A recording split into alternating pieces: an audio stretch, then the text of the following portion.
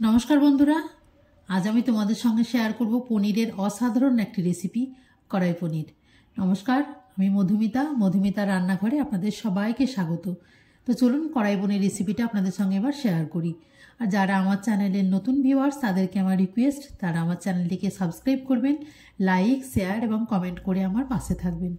পুরো রেসিপিটি দেখার অনুরোধ রইল। এখানে আমি পনিরগুলোকে একটু কিউব করে প্রথমে কেটে নিয়েছি এবং ক্যাপসিকাম এবং পেঁয়াজগুলোকেও কেটে নিয়েছি। তো এর জন্য আমার প্রথমেই লাগবে একটা কড়াই পনির, সুতরাং কড়াইয়ে একটা মশলা তৈরি করে নেব। নিয়ে নিয়েছি 1 চামচ পরিমাণ জিরে, গোটা জিরে এবং 1 চামচ পরিমাণ গোটা ধনে, 2টো শুকনো লঙ্কা, একটা তেজপাতা, 2টো এলাচ, 2 থেকে 3টে লবঙ্গ এবং 1 চামচ পরিমাণ সাদা গোলমরিচ বা কালো গোলমরিচ, যে কোনো গোলমরিচ দিলেই চলবে। আঁচটাকে একদম লোতে রেখে একটু ভালো করে এটা রোস্ট করে নিতে হবে। মাত্র কয়েক সেকেন্ড নাড়লেই কিন্তু ভালোভাবে এটা রোস্ট হয়ে গেছে। এবার এটা নামিয়ে নেব। ওই কড়াইয়ের মধ্যে এবার একটু তেল দিয়ে দেব। আর দ্বিতীয় কোনো রকম তেল দেওয়া যাবে না, এই তেলের মধ্যে কিন্তু পুরো রেসিপিটা আমি তৈরি করব। তো এখানে আমি 300 গ্রাম পনিরটাকে একটু ভালো করে কিউব করে কেটে নিয়েছি। পনিরটাকে এবার মিডিয়াম আঁচে এইভাবে একটু লাল করে ভেজে নেব। তবে খুব বেশি লাল করার কিন্তু একদমই প্রয়োজন নেই, নইলে কিন্তু পনিরগুলো শক্ত হয়ে যাবে। তো এগুলো তুলে নিয়েছি এখানে, এবং 2টো পেঁয়াজ এবং আমি একটা ছোট সাইজের ক্যাপসিকাম, এগুলোকেও একটু কিউব করে কেটে নিয়েছি।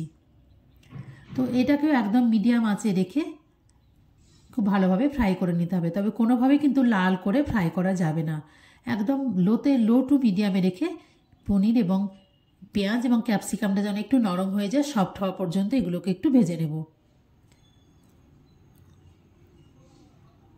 এগুলোও প্রায় ভাজা ভাজা হয়ে গেছে, এগুলোকে এবার তেল থেকে তুলে নেব। সবগুলো আমি ভেজে তুলে নিয়েছি। এবার চলুন গ্রেভিটা তৈরি করে নিই। ওই তেলের মধ্যে দিয়ে দিলাম জিরে ফোড়ন, 1/2 চামচ পরিমাণ গোটা জিরে ফোড়ন। আর এখানে আমার লাগবে পেঁয়াজ কুচি। পেঁয়াজটা খুব ছোট ছোট করে 2 থেকে 3টি পরিমাণে পেঁয়াজ আমি এখানে ছোট ছোট কুচি করে কেটে নিয়েছি। পেঁয়াজটাকে একটু মিডিয়াম আঁচে রেখে খুব ভালোভাবে ভেজে নিতে হবে, যেন পেঁয়াজগুলো একদম সফট এবং নরম হয়ে যায়। কালারের জন্য লাগবে আমার এখানে কাশ্মীরি রেড চিলি পাউডার 1/2 চামচ পরিমাণ এবং হলুদ গুঁড়ো 1/2 চামচ পরিমাণ। খুব ভালোভাবে কালারের জন্য একটু উপর থেকে দিয়ে দিলে কিন্তু কালারটা খুব ভালোভাবে আসে। মশলাটা আমার ভাজা হয়ে গেছে। এবার আমি এখানে নিয়ে নিয়েছি আদা, রসুন এবং কাঁচা লঙ্কার পেস্ট। এখানে 1.5 চামচ মতো আমি দিয়ে দেব।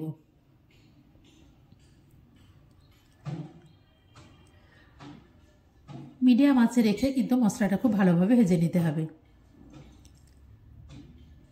আদা, রসুন এবং কাঁচা লঙ্কার ফ্লেভারের কাঁচা গন্ধটা চলে গেলে এখানে আমি নিয়ে নিয়েছি 2টো ছোট সাইজের টমেটো। টমেটোটা খুব ভালোভাবে মিক্সিতে আমি পেস্ট করে নিয়েছি। এটাকেও একটু ভালোভাবে কষে নেব, যেন টমেটোর থেকে একটু তেল ছেড়ে যায়। তবে পুরো রেসিপিটি হতে কিন্তু 5 থেকে 6 মিনিট সময় লাগবে। হাতে থেকে যদি সমস্ত কিছু জোগাড় থাকে 5 থেকে 6 মিনিটের মধ্যেই রেসিপিটি তৈরি হয়ে যাবে। দেখুন টমেটো থেকে কিন্তু একদম তেল ছেড়ে গেছে। এবার আমি আগে থেকে কড়াইয়ের মধ্যে যে রোস্ট করে রেখেছিলাম সেটা খুব ভালোভাবে গুঁড়িয়ে নিয়েছি। সেই রোস্ট করা মশলাটা এবার এর মধ্যে দিয়ে দেব। যেহেতু মশলাটা আগে থেকে রোস্ট করা আছে, তাই খুব বেশি পরিমাণে কিন্তু ভাজার দরকার নেই। মাত্র কয়েক সেকেন্ড এভাবে ভালোভাবে নেড়ে চেড়ে কিন্তু মশলাটা আরও ভালোভাবে মিশিয়ে নেব।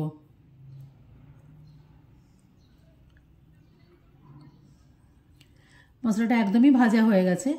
এবার আমি এখানে নিয়ে নেব ফ্রেশ ক্রিম বা দুধের সর, উপর থেকে যে মালাইটা পড়ে সর, সেই সরটা আমি এখানে 2 চামচ নিয়ে নিয়েছি। আপনারা কিন্তু বাজার থেকে কেনা ফ্রেশ ক্রিমও দিতে পারেন। এখানে কিন্তু আঁচটা একদম লোতে রেখে আমি ফ্রেশ ক্রিম দিয়ে ভালোভাবে মশলাটা কষিয়ে নেব। সঙ্গে সঙ্গে কিন্তু ফ্রেশ ক্রিম থেকে কিছুটা তেল বেরোতে শুরু করবে। দেখুন মশলা থেকে একদম তেল বেরোতে শুরু করেছে। মশলাটা আমার খুব সুন্দরভাবে কষানো হয়ে গেছে। এখানে আর আলাদা করে জিরে গুঁড়ো, ধনে গুঁড়ো দেওয়ার একদমই দরকার নেই। যেহেতু এটা কড়াই পনির, তাই কড়াইয়ের মধ্যে যে মশলাটা তৈরি করেছিলাম সেটা দিয়েই রেসিপিটি তৈরি হবে। এবার এখানে আমি আগে থেকে ক্যাপসিকাম এবং পেঁয়াজটা যে ভেজে রেখেছিলাম এবং পনিরগুলো সমস্ত কিছু মশলার সঙ্গে মিশিয়ে নিয়ে ভালোভাবে মিশিয়ে নেব, যেন মশলা এবং পনির, ক্যাপসিকাম, পেঁয়াজ এগুলো যেন খুব ভালোভাবে মিশে যায়। খুব ভালোভাবে মিশিয়ে নিয়েছি। এবার আমি এখানে দিয়ে দেবো পরিমাণ মতো লবণ। আপনারা চাইলে সামান্য একটু চিনিও মেশাতে পারেন। তারপর লবণটা দিয়েও ভালোভাবে মিশিয়ে নেব। তবে এখন কিন্তু আঁচটাকে একদম লো করে রাখতে হবে।